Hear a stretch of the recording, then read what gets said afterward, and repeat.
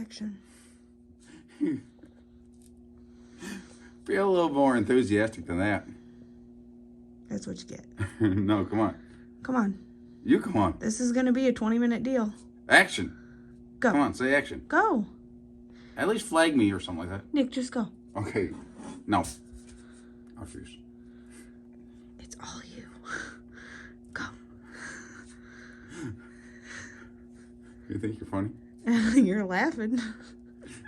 I'm laughing at you. Let's go. Come on, just go, Nick. Just say action. I did. No, you flicked me off. Bloopers. Start over. You ready? Yes. Okay, pregnant lady's not having it today. So, Maddy's 8 months pregnant behind the camera. And we got back from the full tilt, no prep. And we had the car shut off, and hopefully the motor's not hurt. Well, we got some video that we'll put in the video that, you know, we're a little bit behind. I'm sorry, guys. It just is what it is. It's just me and Maddy. And with the pregnancy and everything else going on, it makes it a little bit difficult. Maddy's hands are full with all that stuff on top of editing the videos and stuff like that. So we're a bit behind on videos, but we're going to slide this one in there for you so you could at least get a little bit of content between now and whenever. So everyone that likes and subscribes to the channel, I appreciate it. In this video, I'm going to be going through and I'm redoing the front axle setup on the car. There's a couple reasons for it. I'm not exactly sure. I'm going to include you into everything as to the reason why I'm doing it, but I'll walk you through the steps on what we're doing here. So the axle that we have out in the shop right now, it is a 4-inch drop axle, Whack Customs drop axle, but it's the same process for whatever, whether you have a Chinese axle or like a decent built axle like we got, or this or that or whatever. But the car is a straight axle car, drop axle car, solid front suspension deal. Sorry, not solid front suspension, a non-independent front suspension car. And I could do some really cool stuff with not having an independent front suspension, but there's also benefits, plenty of benefits to having an independent front suspension, especially doing the no prep stuff that we have here. But these are some just laser cut brackets here, and we're gonna start off. I'm just gonna go through and make out a couple templates for this so that we could go through and I can orientate these at 90 degrees. So the drop axle that's in the car right now, it's a slightly different bend radius on them. So the templates that I made previously won't fit this one. And also the bend radius is different. And my 4-bar setup, because I got a 4-bar 4-link front suspension on the car, that 4-link setup is at 34 inches center to center. That 34 inches falls on this axle on the same plane of the bend. So that is beneficial because I can make all 4 of my brackets the same on the axle underneath the car. Now I have the inner brackets and the outer brackets are the same, not all 4 of them. So I'm just gonna go out here, simple stuff, guys. When you're doing this though, you want to hold it at 45 degrees. Because if you don't hold it at 45 degrees, then you get really sloppy lines. So that's done there. Is that bracket from anyone specific, or is it just? It's just laser cut bracket. Oh. You could go in here and mark the holes and stuff like that, but that's not needed. This is just a bolt hole here, 5/8 holes here, and this is a 1-inch chromoly tubing that I tie the 2 brackets together once these are tacked onto the axle. But yeah, I'm gonna make this out real quick. Cut this out with a pair of scissors. Woo! We are back here at Flying Hammer. These guys have treated us pretty well. Fortunately, we haven't gotten we've gotten a win in the car, but we haven't gotten a big one. We're probably headed to Crossville this weekend, which is a backside race, and there's a lot of money up for grabs. I'm hoping the motor's not hurt. The electronic control panel that we have on the car failed us pretty good, and I'm hoping the motor's not hurt. But half the coil shut off. In the middle of the pass. In the middle of the pass at 20 pounds of boost, which means the motor was getting full fuel and no bang to it. So that can very easily cause a hydro locking issue I know it didn't completely hydrolock because the motor stayed running, but it could have knocked the head gaskets out of it. It could have beat up the rod bearings because you can't really compress a liquid. So, in that being said, Tuesday we might bring Straight Gangster over to Brutal Speed and Tuning, Nigel over there, and put it on the dyno just to make sure everything's healthy after I give it a good look over tomorrow. But that's not till tomorrow. So tonight, it is Sunday night. I'm not exactly sure what time it is, but it's Sunday night. Like 11:30, I think. 11:30ish. Ish. So 11:30ish. I screwed up it. Ooh. And we're gonna see what happens to the motor tomorrow. So that'll probably be in a different video. Let's go out there. Okay. Action. So guys, these are all the laser cut brackets here. We'll be fitting those up here. This is actually, I did a lot of prep work for this already. These brackets here, they gotta get fitted up a little bit better, but this is for my wishbone that we built that's on the car already. I just gotta steal the heim joint off the front of the car and to know the width on that. Some of them are, I believe this is a 5/8 width heim joint, but I'll have to measure it on the car before we weld those on. But those go in the center, 90 degrees down, actually 78 degrees offset of the kingpin angle, because that's just how it goes. These here, this is the base of the rack mount. I'm gonna take the other axle out of the car, and then the rack mount gets mounted here like this, and then we make a little stublet here to support the deal there. So the Flaming River rack that we run on this car is it's an inch and a half deal. So I actually get an 1.5 inch piece of chromoly tubing. I split it down the center, and then we run 2 hose clamps, but not really hose clamps. They're like T-bolt clamps, high quality T-bolt clamps, just mount it to the axle. In doing so, that allows the front suspension to go through all its travel, and there's never any toe change, camber change, caster change, any of that, because it's all built, the steering's all built into the axle itself. Now, you could keep it pointed that way. I already made up these steering arms, modified them and stuff like that. You could see, I went through, I'm not exactly where these steering arms come from. I'd imagine they're not, they might not be US made. But the way they make these arms, they put them in a brake, which is like just a big metal brake, so you gotta, they just folds the metal in half. In doing so, it creates a stress point in here. So I ground all these down, and I TIG welded these just to put a fillet in here, because a 90-degree bend is prone to crack. So I did this on the steering arms that are on the car now, and we had that happen in the past, haven't we? Yeah, they want to crack. So just in anything that's bent 90 degrees, they're not overly happy. So this here is a 5/8 bolt in here. It's got a 5/8 bolt in here because they are 5/8 holes. Now, in the tie rods that we use, they're only 1/2 inch bolts. So 5/8 is 625, and a 1/2 inch is 500, so 125. So I use 5/8 065 wall tubing that will be pushed into here, and it will be flush here and flush here, and then my heim joint holds in here. That allows me to use a 1/2 inch bolt, but it also takes some of the stress off the weld here. This is all, when I did this is all filleted out so that the weld has extra penetration there, and the weld actually goes a little bit deeper in there. But this is a 5/8 hold. 5/8 is 0.625. A 1/2 inch bolt is 500-ish. It's actually like 480, 0.480 inches. So I slide a piece of chromoly tubing in there.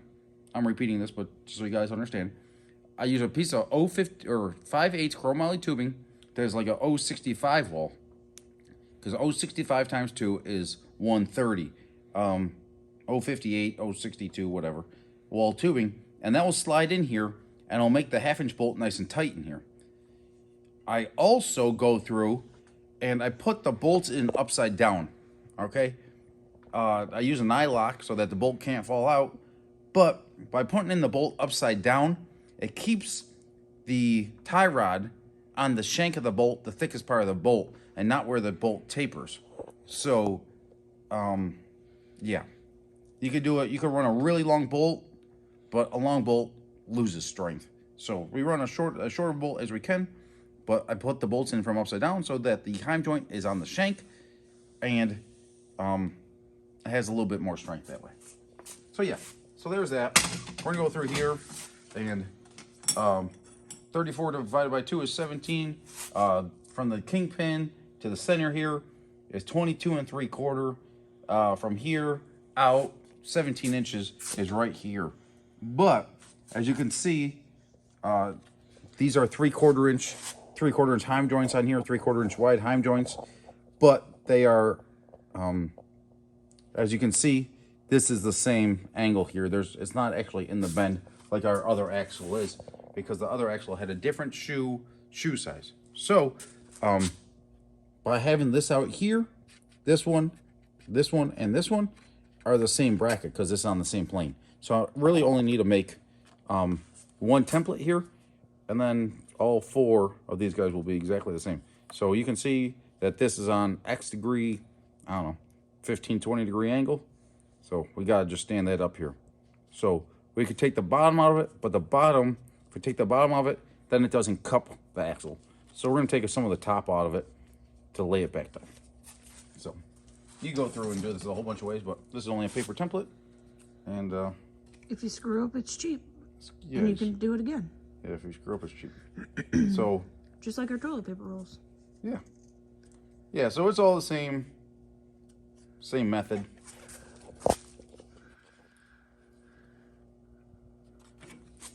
But it's all basically the same method. But to stand this up, we go from a circle to an oval, right? Sure. See how this now compasses around the bottom as well? Where if I could have made the oval farther down instead of farther up, but in doing so, that would relieve, that'd put all the strength in the weld itself and not in the actual. All the stress in the weld? Yeah, okay. Basically, right? So by doing it this way, this is gonna fish mouth over here, and it's just like when we're doing the roll cage, right? Depending on how much flex you want in the roll cage or in the chassis, flex is not necessarily a bad thing. Like a nitrous car, we'll talk like a Pro Mod type deal. Nitrous chassis has a whole lot more flex in it than like a screw blown freaking Hemi setup, just because it's just the way the chassis is. So we build the chassis depending on how it is in a puzzle type piece, because a puzzle sticks together without gluing the puzzle down, right? Because they all snap into each other. Yeah. That's kind of like how roll cage tubing or certain fabrication is, where if you make all the pieces fit properly, like a puzzle piece, you don't need the weld is essentially holding stuff together, then holding the pieces together. You know what I'm saying? You looked at me weird. So kind of. the weld, don't get me wrong, your welds have to be good, but if you build it in a structural manner that the weld essentially holds the pieces where they need to be, instead of, how do I say it, babe? You know what I'm saying? I kind of do, but I'm trying to think of another example. It's kind of like a puzzle. Yeah, Like, but I feel like if you're really careful, you could snap a puzzle together on, let's say, a piece of cardboard or something like that. And you grab it by the corners, and you could stand that piece up, and you can remove the cardboard, and the puzzle will stay together without having the cardboard behind it. right, Just or because all the glue pieces it are all intertwined together. Yeah. But that's only on a 2D or like a one-dimensional strength. Yeah. In this roll cage, we're basically building puzzles in a 3-dimensional term, Okay. so that they all lock into piece. And once you weld them, all the pieces are already nested together. Yeah, they get strength. Nesting, I guess you could say. They get strength by being nested together, but they also get strength by The weld. the weld. But if they weren't nested together, then the only strength they have is from the weld. Right. So it's stronger to have both. Yeah.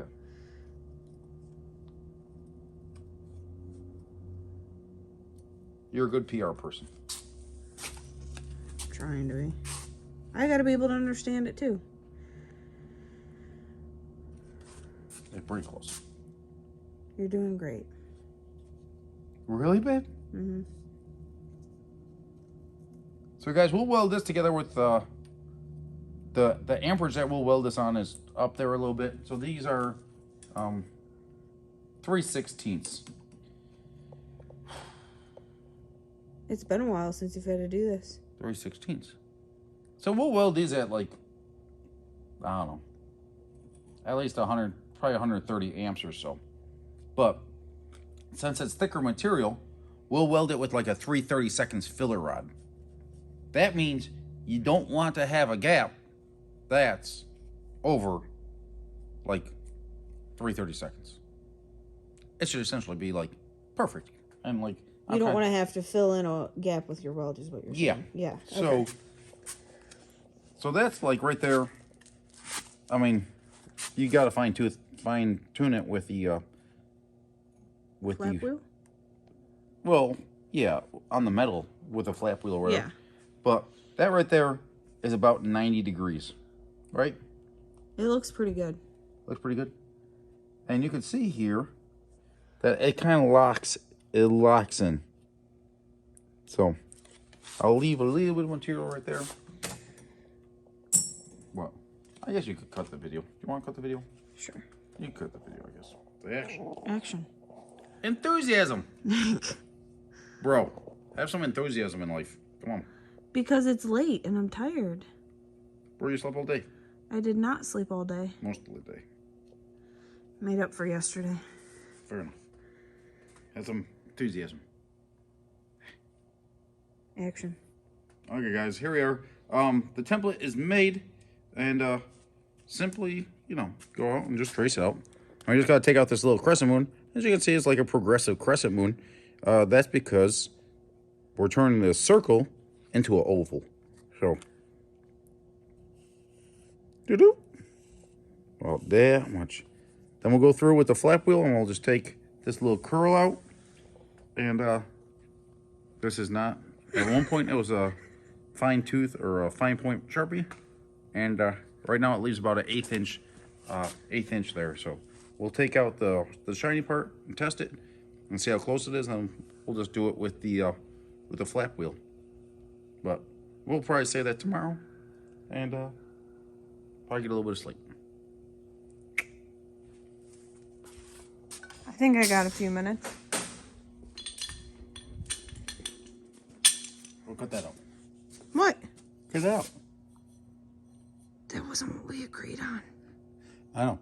I'm running behind. Cut it out. I'm aware. Bro. What? You're slacking. No, don't. I can't believe you recorded that. I can't believe you cut it like that, Nick. Maddy, this was you. I thought you were better. I thought you were better. I don't know why I hired you. Jesus. Well, that's the thing. You didn't even hire me. It was free help off the street, basically. Yeah. I don't even know how to help you now.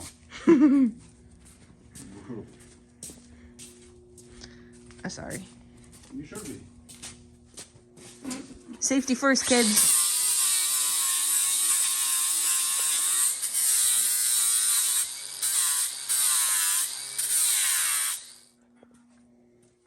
How are things looking? Andy.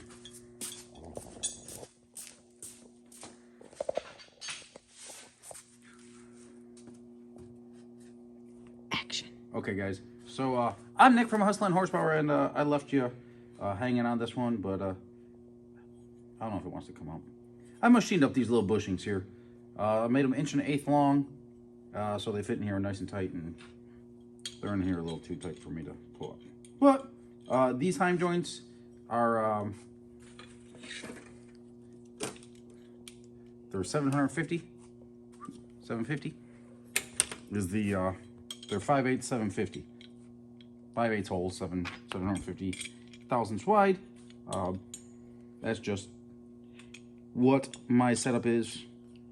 I guess that's not neither really here nor there for most applications, but that's the heim joint that I have on my car, so that's what we're using in here for mock-up. Ideally, If you're doing this in a repeatable setting, I'd have spacers made up that were the right size so that they were a little bit longer and so on and so forth, but this works too. So why do you, before you weld, can you explain why you're doing what you're doing? Yeah, so they're flat. You don't want them tapered in there.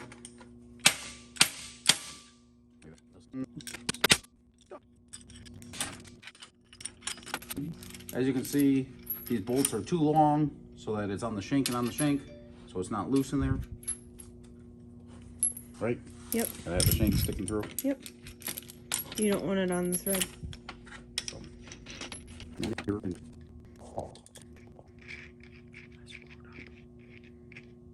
yeah, just like that cut earlier. how did you? Oh. You know what that means? What? We all make mistakes.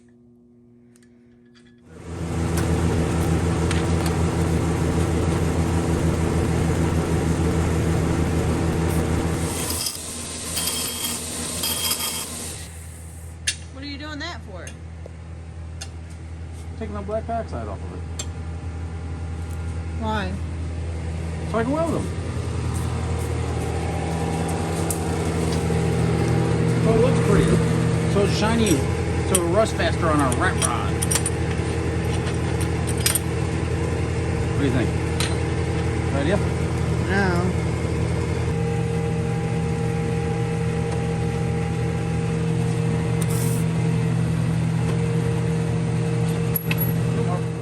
All right. Where are we at? Where are you at in this process? So the kingpins are set at 8 degrees. These are in here at 90 degrees. 90 degrees. And yeah. So now, next is probably weld on the wishbone mount. So I'll flip this over 90 degrees so that these are 90 degrees again, but upside down, and that'll give us the spine of the axle. Because, so yeah, so this is an 8 degree layback, meaning that the kingpins I set at 8 degrees, sorry, 6 degrees. We could adjust it with the 4-bar setup, same as you do pinion angle, but this is for the steering angle. They're set at 6 degrees right now, so that means this is at 90, this is at 6. Then we'll flip this over, so these are at 90 facing down, and it'll give us the spine of the axle, the bottom spine. And then we'll mount on the wishbone mounts in the center. I need to go measure up that heim joint on the car. I believe that's 3/4 of an inch wide as well. And if it is, then we could just use another one of these guys up underneath, because that's a 5/8 bolt as well for the wishbone. Once that's done, then I won't final weld it until it's with mock it up in the car, but I could start working on the axle setup. The what's it called? The For like the shocks and stuff? Shocks and stuff like that, which is gonna be quite difficult. Is it tight? It's gonna be real tight. The music's not playing in the background. Show us what you got.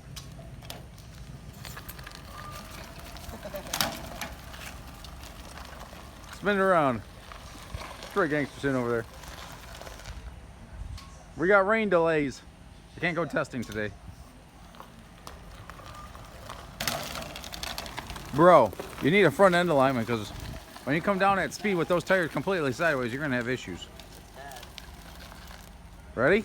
What's your 60-foot time? 60 inches. 16 seconds. To go 60 inches? That's only 5 feet. That's pretty bad. Ready? Set, go. 1/1000. You got like a 3-second friggin' 60-inch time. That's pretty brutal. Guys, that big rig's up for sale too, if you're interested. This video, Maltman's over here. He's working on this little mobility scooter in here that they built at Flying Hammer. It's actually a pretty cool deal. It's He was actually just working on this thing underneath the table for one reason or another. But this thing right here, that's for an elderly lady, so she could take her son or grandson fishing down by the lake. So it's got fishing rod holders, and it's large enough to hold a cooler out there and stuff like that, so she could go spend some time with her grandson down by the lake. But to finish up this video here, we did run the car already. We did pretty well at Crossville, that was, and we're just doing some finishing touches here. But to wrap up this video, I'm going to talk about the front axle and finishing it all off.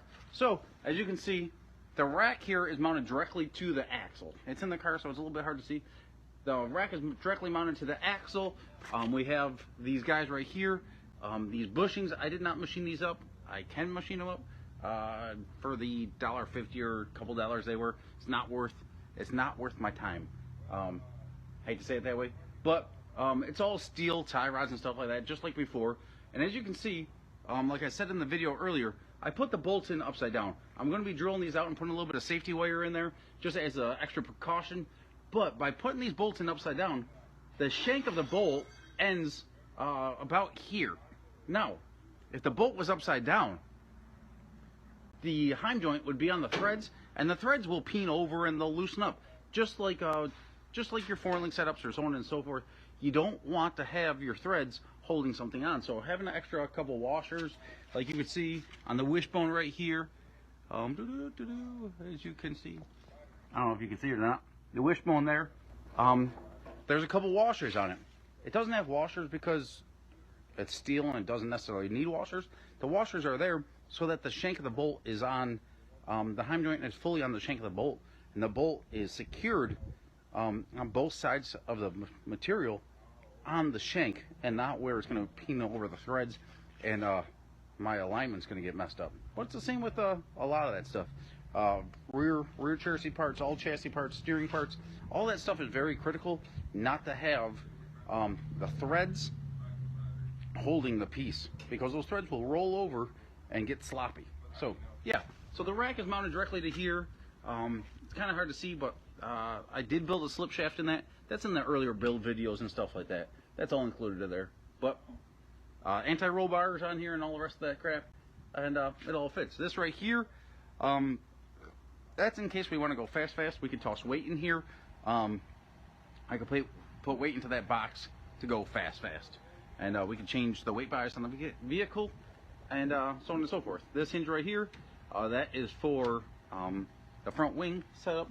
That's sitting over here. That's sitting over here. And those Straight Gangster stickers, boom. Those Straight Gangster stickers are on HustlinHorsepower@yahoo.com. No, that's the email. I lied. HustlinHorsepower.com is the website. I appreciate you guys, and we'll have another video out for you in another couple days. Thank you guys. Like and subscribe. See you soon.